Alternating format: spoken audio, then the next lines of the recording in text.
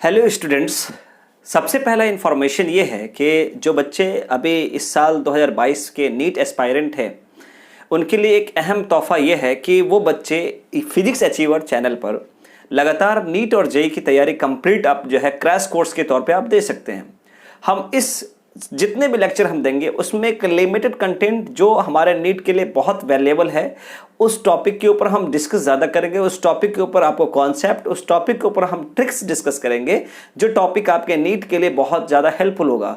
NEET में जो questions आएंगे वो आपके लिए बहुत ज़्यादा हेल्पफुल होगा। हमारे जो कॉन्सेप्ट्स होंगे, जो ट्रिक्स होंगे, जो ऐसे पैटर्न होंगे, क्वेश्चंस के लेवल होंगे, वो आप उसको जरूर फॉलो कीजिएगा, देखिएगा तो आपको पूरा का पूरा क्लियर भी आएगा और आप उस कॉन्सेप्ट के सहारे, उस ट्रिक्स के सहारे किसी भी बुक से आप सॉल्व कर सकते हैं। जैसे आप कोई सा भी मॉड्यूल ले लीजिए, HC वर्मा ले लीजिए, MTJ फिंगर टिप्स ले लीजिए, प्रीवियस क्वेश्चन पेपर ले लीजिए, जो भी आपको बनाना हो आप इस वीडियो के लेक्चर्स के इस वीडियो में आप जो मतलब कॉन्सेप्ट देखेंगे उस कॉन्सेप्ट के सहारे आप किसी भी बुक का क्वेश्चंस आप आसानी से सॉल्व कर सकते हैं। और इस वीडियो में यानी कि इस लेक्चर्स जो स्टार्ट कर रहे हैं सिर्फ नीट और जेई का ही कॉन्सेप्ट होगा, बेस लेवल नहीं होगा। इसमें हम बेस लेवल थोड़ा लेंगे, शुरू में लेंगे, बाकी हम थोड़ा एडवांस लेवल से काम करेंगे। उतना ही कंटेंट दिया जाए जितना आपके पास जरूरत है, क्योंकि टाइम भी बहुत कम है। ओनली फॉर 45 डेज लेफ्ट है हमारे पास और उसमें हम कोशिश करते हैं कि ज्यादा से ज्यादा जो है आपका कवर कर पाए सिलेबस को। तो चलिए हम लोग बिना टाइम वेस्ट किए हुए हम लोग स्टार्ट करते हैं। आज का सबसे पहला चैप्टर आपके नीट और जेईई के सिलेबस का सबसे पहला चैप्टर है यूनिट एंड मेजरमेंट। हम उस पर डिस्कस करेंगे। चलिए, मैं हूं तकी अहमद, फिजिक्स अचीवर्स का चैनल है, उस पर आप लोग जरूर से जरूर कॉपी कलम आप लोग निकालें और आराम से एक अच्छे से प्रॉपर नोट्स बनाएं। ठीक है, आज का ये सबसे पहला लेक्चर होगा और इस लेक्चर के अंदर में हम लोग देखेंगे सबसे पहला चैप्टर जिसका नाम है यूनिट्स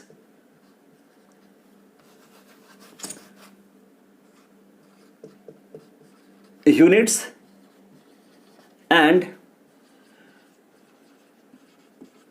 मेजरमेंट। आप चैप्टर को देखेंगे। इस चैप्टर में हम लोग को देखना यह है कि इस चैप्टर को हम इस तरह से कैटेगराइज करने जा रहे हैं जिससे आपको पता चले कि कौन से कैटेगरी में आपका ज्यादा सा अटेम्प्ट हमको क्वेश्चन होता है प्रीवियस क्वेश्चन पेपर में या हमारा लास्ट 20 ईयर्स में देखेंगे। तो सबसे पहले हम कैटेगराइज करते हैं, सेक्शन करते हैं। सबसे पहला हमारे पास इसमें है आप यूनिट्स क्यों देखेंगे। ठीक है, एक सेक्शन आपका यूनिट्स हो गया और दूसरा जो सेक्शन है आपका हो गया डायमेंशन। ठीक है, डायमेंशन। तीसरा हमारे पास है एरर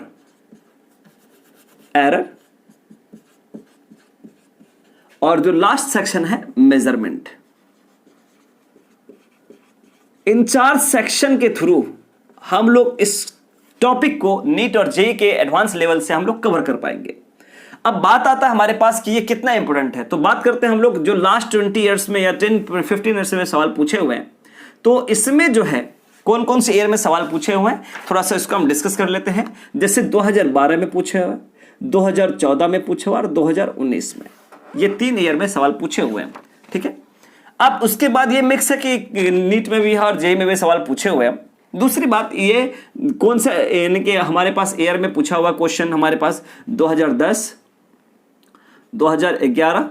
ठीक है, यानी अब लिख देता है 10 में है, 2011 में है, 14 में है, 16 में है, 17 में है और 220 में है।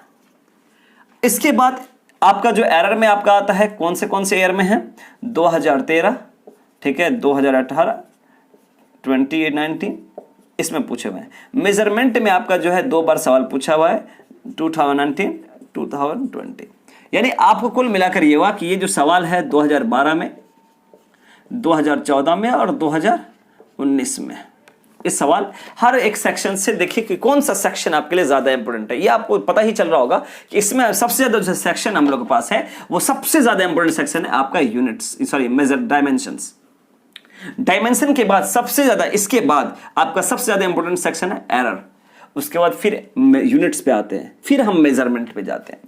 तो हम क्या करने जा रहे हैं कि पहले आपको एक एनालिसिस दिखा दिया गया कि हमें किस सेक्शन को ज्यादा पकड़ बनाना है, किस सेक्शन के ऊपर हमें ज्यादा फोकस करना है, उस सेक्शन का ट्रिक्स कॉन्सेप्ट्स हम रखेंगे, उसको समझकर हम लोग आगे बढ़ेंगे। ठीक है, तो सबसे पहले इसमें देखते ये हैं कि यार यूनिट लग रहा है कि हमको पढ़ना चाहिए, लेकिन हम उतना ही लिमिटेड पढ़ना जितना हमें हमारा यूज हो सके एग्जामिनेशन के तौर पर, ठीक है। तो बात करते हैं हम लोग, सबसे पहला सेक्शन है, इनको थोड़ा एनालिसिस देख लीजिए। सबसे ज्यादा इंपॉर्टेंट डायमेंशन है, एरर है, फिर उसके बाद यूनिट है, फिर मेजरमेंट है। चलिए हम लोग डिस्कस करते हैं, हम लोग एक एक सेक्शन को स्टार्ट करते हुए। तो सबसे पहले हम लोग डिस्कस करेंगे हम लोग यूनिट्स के बारे में, और यूनिट सेक्शन को जो है हम लोग स्टार्ट करेंगे। तो यूनिट सेक्शन आज का पहला लेक्चर होगा, ठीक है। यानी आपका जो सेक्शन होगा, सेक्शन फर्स्ट, सेक्शन फर्स्ट जो है हमारे पास आपका यूनिट्स है। आपको पता है कि कितना इंपॉर्टेंट है और कौन इंपॉर्टेंट होगा, किस टाइप के क्वेश्चंस रहते हैं, वो हम लोग भी आज टैकल अप कर लेंगे। सबसे पहली बात यह है कि यूनिट्स के अंदर में हम जो बात करते हैं, हम किसी फिजिकल क्वांटिटी की बात करते हैं। यानी फिजिकल क्वांटिटी का मतलब कि कोई ऐसे ऑब्जेक्ट जिसको हम स्पर्श कर सकते हो, बात आता है। तो हम सबसे पहले फिजिकल क्वांटिटी के बारे में जानेंगे। फिजिकल क्वांटिटी का हम यूनिट्स कैसे मेजरमेंट कर लेते हैं, फिर यूनिट्स क्या होते हैं, फिर उसके फंडामेंटल और डिराइव यूनिट क्या होते हैं या बेस यूनिट क्या होते हैं, फिर उसके बारे में हम लोग डिस्कस करेंगे। तो सबसे पहला आपका जो टॉपिक आता है, आपका जो है फिजिकल क्वांटिटी के बारे में हम लोग बात करेंगे। किसके बारे में बात करेंगे? फिजिकल क्वांटिटी के बारे में बात करेंगे। सर ये हम तो 11 में पढ़े थे, हमको तो आ नहीं रहा है, बात दिमाग में सेट नहीं हो पा रहा, कैसे हो रहा है। तो चलिए हम बात करते हैं हम उसके, कि जो आप 11th में नहीं समझ पाए वो अभी हम कम समय में ज्यादा समझ पाएंगे। हम फिजिकल क्वांटिटी हम किसको कहते हैं? यानी आप जो भी क्वांटिटी है, जो भी चीजें हैं आपके पास, हर चीजों को आप मेजर कर सकते हैं। दुनिया की तमाम चीजें हैं जिसको आप मेजर कर सकते हैं, लेकिन मेजर करने का दो तरीका है, डायरेक्टली वे में और इनडायरेक्टली वे में। जब कोई ऑब्जेक्ट को, जब किसी क्वांटिटी को आप मेजर करते हैं डायरेक्टली या इनडायरेक्टली मेथड के थ्रू, और किसके हेल्प से? आप डायरेक्टली का मतलब क्या हुआ? किसी मेजरिंग टूल से कर लिया मेजरमेंट, कोई आप फॉर्मूला लगाकर आप मेजरमेंट कर लिया, कोई आप जो है इनडायरेक्टली का मतलब क्या हुआ? डायरेक्ट इनडायरेक्ट मींस का, हाँ किसी को फीवर लगा हुआ है, हाथ देखा पकड़ा, पद बता दिया भाई 100 डिग्री सेल्सियस है, ये इनडायरेक्टली मेथड है। डायरेक्टली मेथड क्या होता है? जो मेजर करके काम किया जाता है वो डायरेक्टली है। तो हमारा फिजिकल क्वांटिटी कॉन्सेप्ट ही कहता है हमारे पास कि किसी भी क्वांटिटी को जो मेजर करते हैं वो डायरेक्टली या इनडायरेक्टली वे में with the help of law of physics, यानी कि फिजिक्स के लॉ के अकॉर्डिंग हम लोग क्या करते हैं, किसी भी क्वांटिटी को हम मेजर करते हैं। मतलब आपका सिंपल सा फॉर्म ये हुआ, द मेजर ऑफ क्वांटिटी या ऑल द क्वांटिटी। एक शॉर्ट डेफिनेशन लगा देता हूं, all the quantity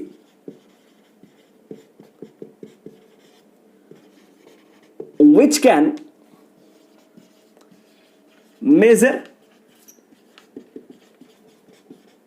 directly or indirectly, ठीक है। आप क्या कर रहे हैं? सभी क्वांटिटी को आप मेजर कर रहे हैं डायरेक्टली और इनडायरेक्टली, ठीक है, विद द हेल्प ऑफ, हमने आपको बताया हुआ किसके हेल्प से, यानी सर लॉ ऑफ फिजिक्स के हेल्प से, with the help of law of physics which can से फिजिकल क्वांटिटी।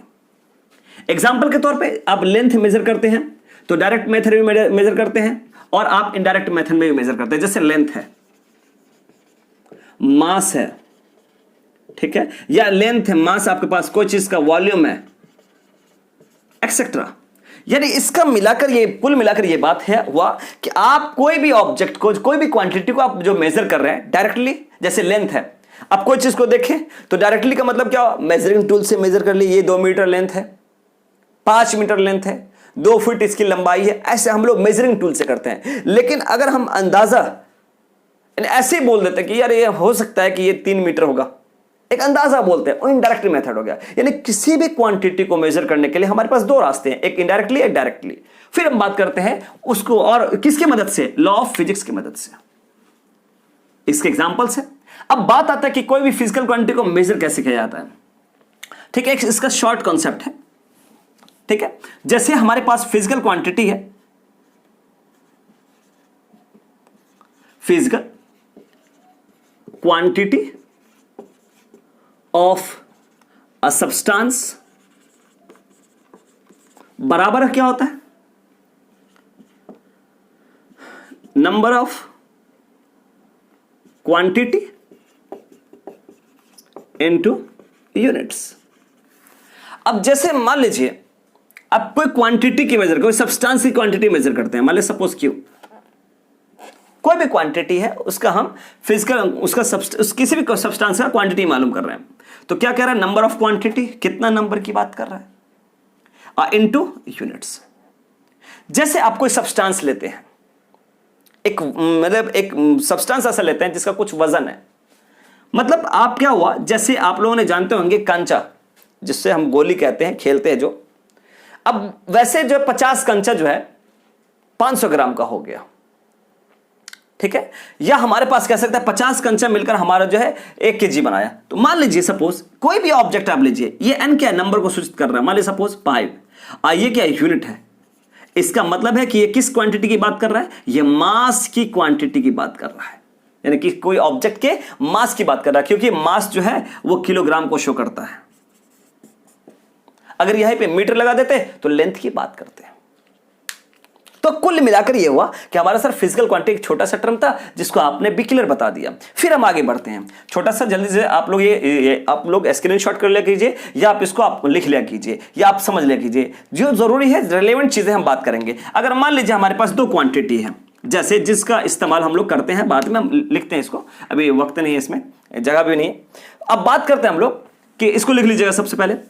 अब बात करते हैं हम लोग कि सर फिजिकल क्वांटिटी अगर हमारे पास एक सिस्टम से दूसरे सिस्टम में कन्वर्ट करना हो तो क्या कॉन्सेप्ट लगाया जा सकता है, जो बहुत जरूरी है, आप डायमेंशन में पढ़ेंगे, conversion of unit chapter topic है उसमें। अब इसमें बात आता है हमारे पास कि जैसे सर हम बेसिकली हम लोग बात करते हैं कि अगर हमारे पास क्वांटिटी कांस्टेंट हो जाए, कांस्टेंट हो जाए, कंडीशन लगा दिया कि नंबर ऑफ यूनिट्स क्या हो जाए, कांस्टेंट हो जाए, उस सिचुएशन में हमारे पास एक सब्सटेंस के यूनिट को कैसे कन्वर्ट किया जा सकता है। इसका मतलब है हम लोग कंडीशन लगा देंगे N1U1 को कन्वर्ट कर सकते हैं N2U2 से, ठीक है। तो अगर हमको N2 निकालना होगा तो क्या करना पड़ेगा, N1, ठीक है, U1/U2 कर दीजिए। ये फॉर्मूला आपका यूज होगा, कब होगा, ये डायमेंशन एक टॉपिक आएगा आपका, सेक्शन आएगा डायमेंशन, उसमें आपका कन्वर्जन ऑफ यूनिट में इसका इस्तेमाल होगा, ठीक। अब यहां पे इसका इस्तेमाल कहां करते हैं, कन्वर्जन ऑफ यूनिट, यानी इस फॉर्मूला का इस्तेमाल कहां करते हैं, ये फॉर्मूला का इस्तेमाल conversion of units from one form into other form, यानी हम लोग जो है यूनिट को कन्वर्ट करते हैं किससे, वन फॉर्म से अदर फॉर्म में करते हैं, ठीक है। तो हम लोग इसको देखेंगे। अब बात आता है सर यूनिट्स क्या होते हैं, टॉपिक वह क्या है, नया टॉपिक, यूनिट क्या होते हैं।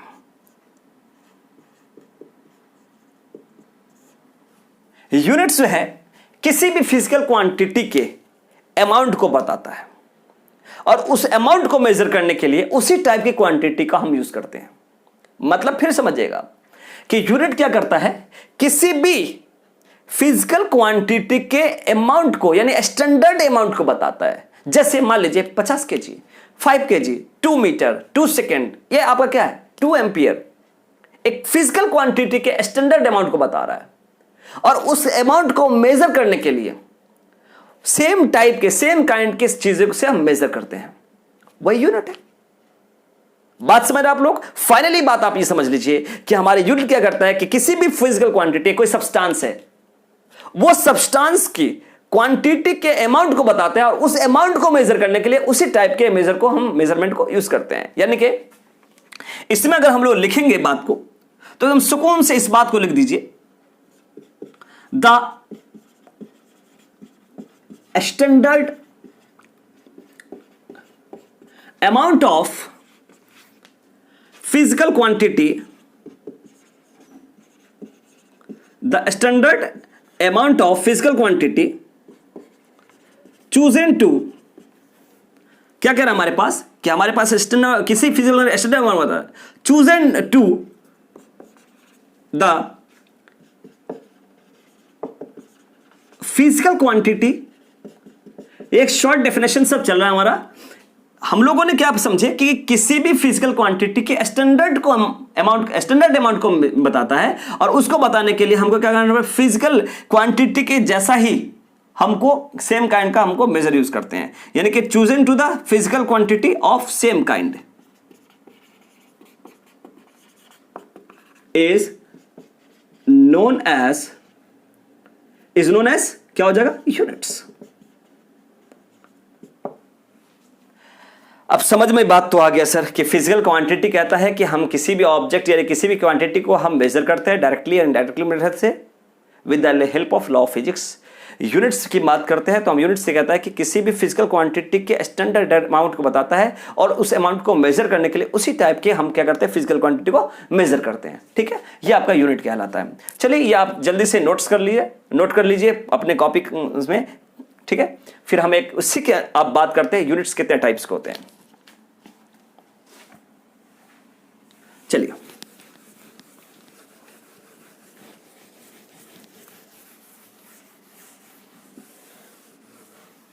अब हम लोग देखेंगे यहां पर कि यूनिट्स कितने टाइप के होते हैं।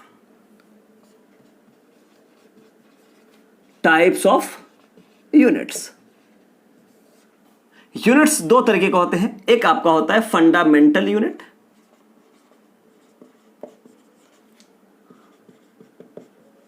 या इसको दूसरे नाम से कह सकते हैं बेस यूनिट्स, और दूसरा जो टाइप होता है जिसको कहते हैं डिराइव यूनिट। ये आपके दो यूनिट्स हैं और ये दो यूनिट्स क्या करते हैं, हम चीजों को समझते हैं। अब फंडामेंटल यूनिट क्या होता है भाई? फंडामेंटल यूनिट एक शॉर्ट डेफिनेशन में लिखूंगा। ठीक है, फंडामेंटल यूनिट में हम लोग बात करते हैं, फंडामेंटल यूनिट बात करते हैं कि ऐसा यूनिट जो अपने से दूसरे यूनिट पे डिपेंड ना हो, यानी कि एक यूनिट है दूसरे यूनिट पे डिपेंड नहीं हो, यानी इंडिपेंडेंट टू अनदर यूनिट। तो फंडामेंटल यूनिट की हम बात करेंगे अगर, या बेस यूनिट की बात करेंगे,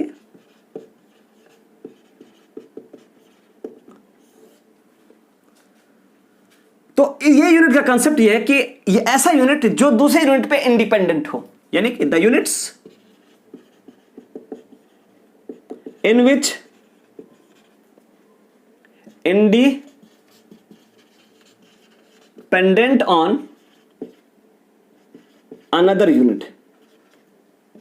इंडिपेंडेंट का मतलब क्या होता है? दूसरे पे आश्रित नहीं होना। ऐसा यूनिट्स जो दूसरे पे डिपेंड नहीं हो, ठीक है, उसको हम क्या बोलेंगे? फंडामेंटल यूनिट बोलेंगे।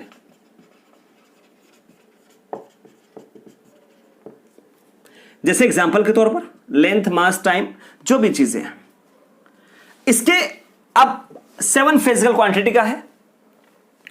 और हम लोग देख लेते हैं, शॉर्ट फॉर्म में लिख देते हैं सीरियल नंबर। उसके बाद आपका फिजिकल क्वांटिटी का नाम है,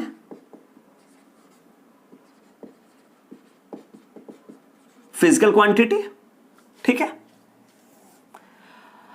उसके बाद आपका जो है यानी कि ऐसा यूनिट जिसको हम सिंपल फॉर्म में लिखेंगे, ऐसा यूनिट्स कि आपने 9th क्लास में पढ़े होंगे। फिजिक्स के साथ हमारे पास फंडामेंटल यूनिट होते हैं 1 2 3 4 5 6 7।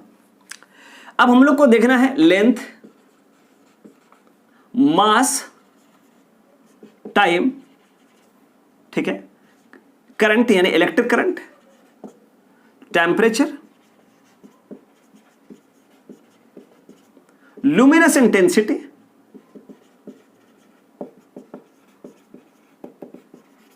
और आपके पास क्या है? Amount of substance. लेंथ का होता है आपको मीटर होता है, सिंबल लिख रहे हैं हम, सीधी सीधी बात यह है, मीटर होता है। मास का सबको पता है किलोग्राम होता है, जिसको शॉर्ट फॉर्म में केजी लिखते हैं। टाइम का क्या होता है? सेकंड होता है, जिसको हम शॉर्ट फॉर्म में एस लिखते हैं।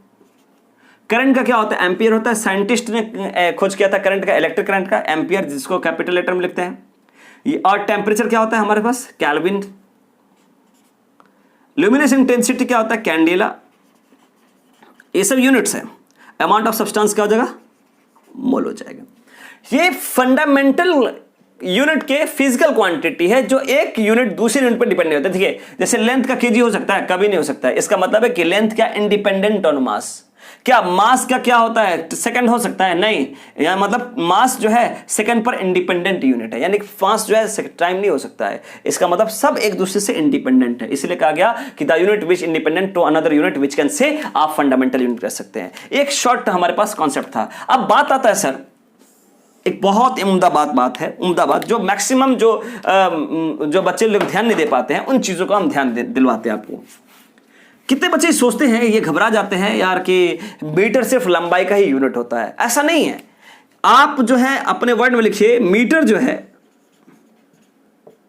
मीटर जो हमारा यूनिट किस किस का है, थोड़ा ध्यान दीजिएगा। मीटर किस किस का यूनिट हो सकता है? लेंथ तो है, ब्रेथ का भी होगा, हाइट का भी होगा, ठीक है, ठीक है, हाइट का भी होगा, रेडियस का भी होगा, थिकनेस का भी होगा, थिननेस का भी होगा। बात समझ रहे हैं? थिकनेस होगा, थिननेस होगा, डेप्थ होगा। इसके अलावा डिस्टेंस का भी होगा, इसके अलावा डिस्प्लेसमेंट का भी होगा, इसके अलावा आपका आर्क का भी होगा। मतलब आप यहां तक समझ लीजिए, मीटर लेंथ का ही ऐसा यूनिट नहीं है। मीटर जो है इसके अलावा, यानी कि लेंथ के अलावा, इन सभी नामों का यूनिट है। अगर डेप्थ कहेगा तो भी कर सकते हैं, हाइट कहेगा तब भी कह देंगे। सबका यूनिट क्या होता है? मीटर ही होता है। चलिए इसको जल्दी से आप लिख लीजिए अपने कॉपी में एक अच्छे से प्रॉपर नोट्स, क्योंकि आपका यूनिट सेक्शन आज कंप्लीट होने वाला है। चलिए इसके ऊपर हम लोग बात करते हैं, कुछ क्वेश्चंस हम लोग अटेम्प्ट करेंगे। पहले डिराइव यूनिट समझा लेते हैं हम लोग, फिर हम लोग किसकी बात करेंगे, हम लोग बात करेंगे, उसके बाद हम लोग बात करेंगे क्वेश्चंस की। क्या लेवल होता है क्वेश्चंस का, क्या पैटर्न होता है क्वेश्चंस का। फिर अब जब आप किसी भी बुक से बनाएंगे आपको इजी वे में बन जाएगा। इसके लिए कुछ चीजें याद करनी पड़ेंगी आपको, ठीक। अब रट्टा नहीं मारते कुछ फार्मूला को तो आपको यूनिट नहीं बनेगा। चलिए अब बात करते हैं दूसरा हमारे पास जो है डिराइव यूनिट।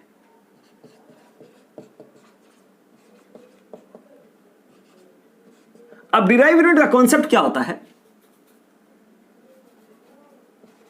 यानी एक ऐसा यूनिट, सिंपल वर्ड में कह सकते हो, यानी कॉम्बिनेशन ऑफ फंडामेंटल यूनिट। यानी कि हम यानी कि फंडामेंटल यूनिट के कॉम्बिनेशन से हम क्या कर सकते हैं, ये बना सकते हैं डिराइव यूनिट, सिंपल वर्ड में। क्योंकि हम तो 11th के लिए पढ़ नहीं रहे, हम लोग पढ़ रहे हैं सर नीट के लिए। हमारे पास टाइम कम है, हमारे पास कॉन्सेप्ट होना चाहिए, हमारे पास लैंग्वेज कम होना चाहिए। तो बात है कि हमारे पास डिराइव यूनिट क्या होता है, ठीक है, यानी कॉम्बिनेशन ऑफ टू और मोर यूनिट्स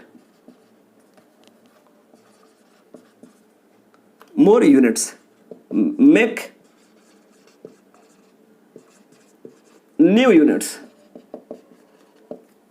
पता चला कि हमारे पास दो या दो से ज्यादा यूनिट मिलकर जो नया यूनिट बनाता है उसको हम डिराइव यूनिट कहते हैं। एग्जांपल के तौर पर सबको पता है स्पीड का फॉर्मूला क्या है, डिस्टेंस बाय टाइम। स्पीड किसका हमारे पास होता है, स्पीड को हम वी से डिनोट करते हैं। डिस्टेंस का क्या होता है, मीटर। टाइम का क्या होता है, सेकंड। आप मीटर पर सेकंड कर दीजिए, हम ms-1 कर दीजिए। जैसे बात करते हैं हम लोग एरिया का, ठीक है। अब एरिया हम लोग बात करते हैं, और भी एग्जांपल्स हैं। जैसे हम लोग बात करते हैं, एग्जांपल नंबर 1 था, आप सबको पता है एरिया किसी भी बॉडी का आपका क्या होगा, मीटर स्क्वायर होगा। एरिया का फॉर्मूला क्या होता है जनरल फॉर्म में, लेंथ इनटू ब्रेथ। एरिया को ऐसे डिनोट करते हैं, लेंथ का क्या हो जाएगा मीटर और ब्रेथ का क्या हो जाएगा मीटर, मतलब मीटर स्क्वायर। जैसे हमारे पास कोई ऐसी बॉडी है, जैसे हमारे पास क्यूबिक बॉडी है, क्यूबिक बॉडी है जिसका लेंथ होगा, जिसका ब्रेथ होगा, जिसका क्या होगा हाइट होगा। इसका हमको यूनिट निकालना है। इसका फॉर्मूला होता है length into breadth into height. जब इसकी बात करते हैं तो सबका यूनिट लिख लीजिए, लेंथ का भी मीटर, ब्रेथ का भी आपने बताया सर मीटर, आपने बताया इसका भी मीटर। तो मतलब वॉल्यूम में क्या हो जाए मीटर क्यूब। चाहे क्यूबिक बॉडी हो या चाहे हमारे पास क्यूबाइड बॉडी हो, वॉल्यूमेट्रिक बॉडी हो, सबका यूनिट क्या हो जाएगा, स्फेरिकल बॉडी हो तो उसका क्या हो जाएगा हमारे पास, उस सबका वॉल्यूम का जाएगा मीटर क्यूब होगा। आपने पढ़े होंगे स्ट्रेस के बारे में। स्ट्रेस का फॉर्मूला होता है फोर्स बाय एरिया। तो स्ट्रेस को डिनोट करते हैं हम लोग, फोर्स का होता है न्यूटन, एरिया क्या होता है मीटर स्क्वायर, मतलब आप इसको न्यूटन mm-2 लिख सकते हैं। अब बात करते हैं हम लोग इस तरीके से, आपको फॉर्मूला रट्टा मारना पड़ेगा। रट्टा मारने के बाद आप प्रैक्टिस कीजिए। आप प्रैक्टिस करने के बाद क्वेश्चंस आपको आता है कि क्या ये इसका यूनिट है या नहीं, ये तो आपको एनालिसिस देखना पड़ेगा। आप एनालिसिस नहीं देखते हो तो फिर कंफ्यूज हो जाते हो। तो आपको पहले रट्टा मारना पड़ेगा, रट्टा मारने के साथ साथ तब आप काम कर पाएंगे। चलिए डिराइव यूनिट क्लियर कर दिया। अब इसके ऊपर देखते हैं हम लोग, सर आप एग्जाम में जो पूछा जाएगा क्वेश्चन किस किस टाइप का पूछा जाता है, हम उस पर डिस्कस करते हैं। तो हम लोग जो प्रीवियस क्वेश्चन पेपर है उसमें हम लोग बात कर लेते हैं। ठीक, मिटाता हूं।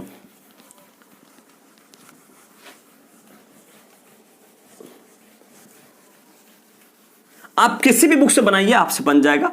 और ये एक ही टॉपिक में नहीं, जो भी टॉपिक मैं आपको डिस्कस करूंगा सारे का कॉन्सेप्ट किसी ना किसी बुक से आपको बन ही जाएगा सवाल, हर बुक से बनता है। अब बात करते हैं नीट और जेई का क्वेश्चन।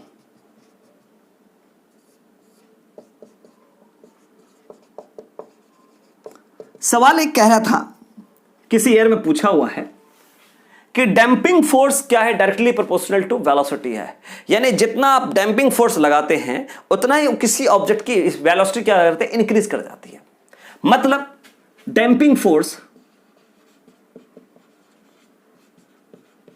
डायरेक्टली प्रोपोर्शनल टू क्या हो जाएगा, वेलोसिटी।